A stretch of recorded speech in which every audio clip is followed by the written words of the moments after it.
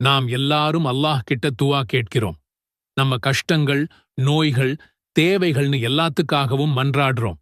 ஆனா நம்ம கேட்கிற துவா உடனே ஏற்றுக்கொள்ளப்படணும்னு ஒரு ஆசை நம்ம எல்லாருக்குமே இருக்குதானே? நம்ம வார்த்தைகள் அல்லாஹ்வை நேரா போய்ச் சேரணும்னு விரும்புவோம். ஒரு நிமிஷம் யோசிச்சு பாருங்க. நீங்க தொழுகையில நிக்கிறீங்க, சில வார்த்தைகளை சொல்றீங்க. நீங்க சொல்லி முடிக்கிறதுக்குள்ள வானத்தோட அத்தனை கதவுகளும் உங்களுக்காக திறக்குது. நினைச்சு பார்க்கவே மெய்ச்சிலிருக்குது இல்லையா? ஆமாம், அப்படி ஒரு சம்பவம் நபி ஸல்லல்லாஹு அலைஹி வஸல்லம் அவங்க காலத்துல நிஜமாகவே நடந்தது. தொழுகையில ஒரு நபித்தோழர் சொன்ன சில வார்த்தைகளை கேட்டு அதற்காக வானத்தின் வாசல்கள் திறந்ததை பார்த்து நான் ஆச்சரியப்பட்டேன் என்று நபிகள் நாயகம் ஸல்லல்லாஹு அலைஹி வஸல்லம் அவர்களே சொல்லியிருக்கிறார்கள். ஒரே ஒரு திக்ர் வானத்தின் 12 வாசல்களையும் திறந்திருக்கு. நபி ஸல்லல்லாஹு அலைஹி வஸல்லம் அவர்களையே ஆச்சரியப்படுத்திய அந்த வார்த்தைகள் என்ன? அதுக்கு பின்னாடி இருக்கிற சக்தி என்ன? அதை எப்படி நம்ம வாழ்க்கையில பயன்படுத்தி அல்லாஹ்வின் அருளை பெறலாம்? வாங்க, அந்த ரகசியத்தை இந்த வீடியோல விரிவா பார்க்கலாம். வாங்க, அந்த சம்பவத்துக்குள்ளேயே பயணம் செய்வோம்.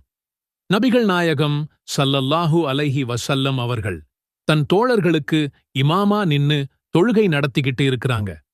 எல்லா நபித்தோழர்களும் ரொம்ப பணிவோட, பக்தியோட அல்லாஹ்வை வணங்கிட்டு இருக்கிறாங்க. தொழுகை தொடங்குது. முதல் தக்பீருக்குப் பிறகு எல்லாரும் மனசுக்குள்ள ஆரம்ப துவாக்களை ஓதிட்டு இருக்கிறாங்க. அப்போ அந்த கூட்டத்தில் இருந்த ஒருத்தர் கொஞ்சம் மூச்சு வாங்கினவராக ஓடி வந்து தொழுகையில சேர்றார். அவர் தாமதமா வந்திருக்கலாம், இல்ல வேகமா நடந்து வந்திருக்கலாம்.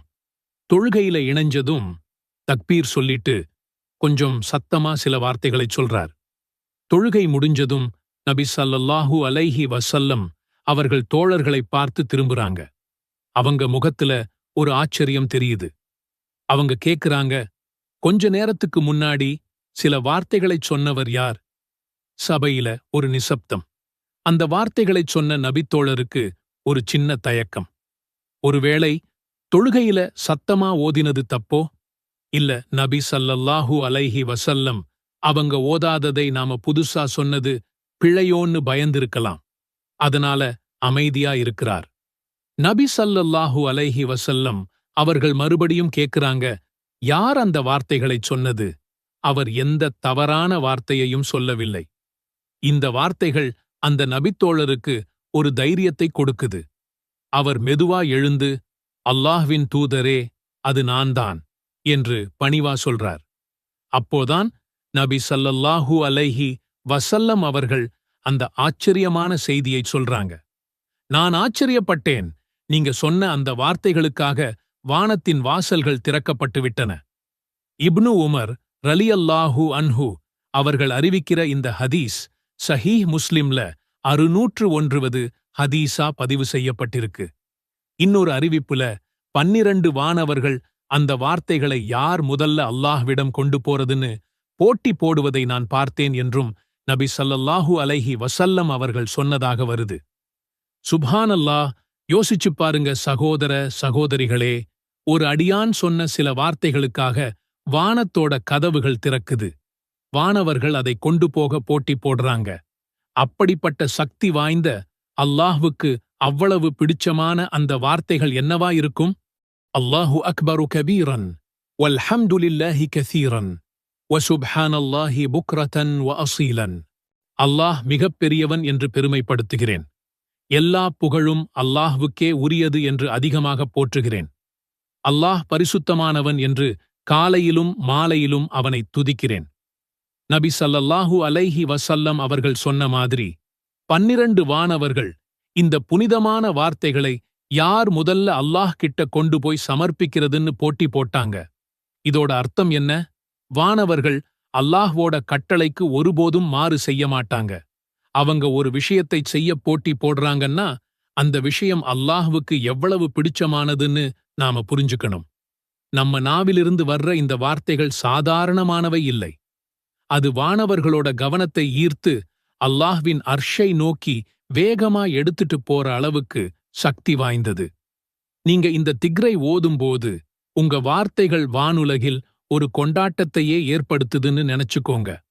ஒரு துவாவுக்காக வானத்தின் வாசல்கள் திறக்கப்படுதுன்னா அந்த துவாவுக்கும் அல்லாஹ்வுக்கும் நடுவுல எந்த தடையும் இல்லைன்னு அர்த்தம். அது உடனே ஏற்றுக்கொள்ளப்படுது. அந்த அடியானோட கோரிக்கை உடனே அங்கீகரிக்கப்படுது.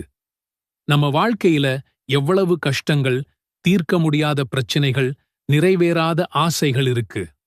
அதுக்கெல்லாம் தீர்வு கேட்டு நாம் அல்லாஹ் கிட்ட கையேந்துறோம்.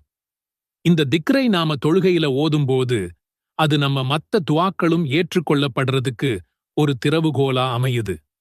வானத்தின் வாசல்கள் திறந்திருக்கிற அந்த நேரத்துல நீங்க கேட்கிற எந்த நல்ல துவாவும் இன்ஷா அல்லாஹ் ஏற்றுக்கொள்ளப்படும். அல்லாஹ்வுக்கு அழகிய பெயர்கள் இருக்கின்றன. அவற்றைக் கொண்டே நீங்கள் அவனை பிரார்த்தியுங்கள். ஒரு அடியான் கவலையால் அல்லது துக்கத்தால் பாதிக்கப்படும்போது அவன், யா அல்லாஹ், நீ உன்னை பெயரிட்ட அல்லது உன் வேதத்தில் வெளிப்படுத்திய அல்லது உன் படைப்புகளில் ஒன்றுக்கு கற்றுக் கொடுத்த அல்லது உன்னுடன் மறைத்து வைக்கப்பட்டுள்ள ஒவ்வொரு பெயரையும் கொண்டு நான் உன்னிடம் கேட்கிறேன். குர்ஆனை என் இதயத்தின் வசந்தமாகவும் எனக்குள் வெளிச்சமாகவும் என் மனச்சோர்வை போக்குவதாகவும் என் கவலையை போக்குவதாகவும் ஆக்குவாயாக என்று அவன் துஆ செய்தால் அப்போது அல்லாஹ் அவனுடைய கவலையை நீக்கி அவனுடைய துக்கத்தை மகிழ்ச்சியாய் மாற்றுவான் என்று கூறப்பட்டது. அல்லாஹ்வின் அழகிய பெயர்களை பயன்படுத்தி துஆ செய்வது அவனுடைய கருணையையும் உதவியையும் தேடுவதற்கான ஒரு சக்தி வாய்ந்த வழியாகும் என்பதை இந்த குர்ஆன் மற்றும் ஹதீஸ் வசனங்கள் எடுத்துக்காட்டுகின்றன. அர் ரஹ்மான் அளவற்ற அருளாளன். யா ரஹ்மான், உமது கருணையையும் தயவையும் எங்களுக்கு பொழிவாயாக. அர் ரஹீம், மிகவும் இரக்கமுள்ளவன். யா ரஹீம், எங்களுக்கு இரக்கம் காட்டி எங்கள் தவறுகளை மன்னிப்பாயாக. அல் மலீக், பேரரசன். யா மாலிக், நீயே அனைத்திற்கும் மேலானவன். உன் வழிகாட்டுதலையும் பாதுகாப்பையும் எங்களுக்கு வழங்குவாயாக. அல் குத்தூஸ், பரிசுத்தமானவன். யா குத்தூஸ், எங்கள் இதயங்களை தூய்மைப்படுத்தி அனைத்து அசுத்தங்களிலிருந்தும் எங்களை பாதுகாப்பாயாக. அஸ்ஸலாம், சாந்தி அளிப்பவன். யா சலாம், எங்களுக்கு மன அமைதியையும் உடல் அமைதியையும் வழங்குவாயாக. அல் முஃமின், அபயமளிப்பவன். யா முஃமின், எங்கள் நம்பிக்கையை வலுப்படுத்தி அவநம்பிக்கையிலிருந்து எங்களை பாதுகாத்தருள்வாயாக. அல் முஹைமீன், பாதுகாப்பவன். யா முஹைமின், எங்களை தீங்கிலிருந்து பாதுகாத்து உமது சத்தியத்திற்கு எங்களை வழிநடத்துவாயாக. அல் அசீஸ், அனைத்தையும் மிகைத்தவன். யா அஜீஸ், எந்த சிரமங்களையும் சமாளிக்க எங்களுக்கு பலத்தை வழங்குவாயாக. அல் ஜப்பார், நிர்பந்திப்பவன். யா ஜப்பார், எங்கள் உடைந்த இதயங்களை சரிசெய்து எங்கள் பலத்தை மீட்டெடுப்பாயாக. அல் முத்தகப்பீர், பெருமைக்குரியவன், உயர்ந்தவர். அல்லாஹும்ம ஸல்லி அலா முஹம்மதின் நபியில் உம்மி வஅலா ஆலிஹி வஸல்லிம் தஸ்லீமன். அல்லாஹ்வே, உம்மின் நபியான முஹம்மத் ஸல்லல்லாஹு அலைஹி வஸல்லம் அவர்கள் மீதும் அவர் குடும்பத்தினர் மீதும் உனது அருளைப் பொழிவாயாக. அவர்களுக்கு முழுமையான சாந்தியையும் சமாதானத்தையும் வழங்குவாயாக.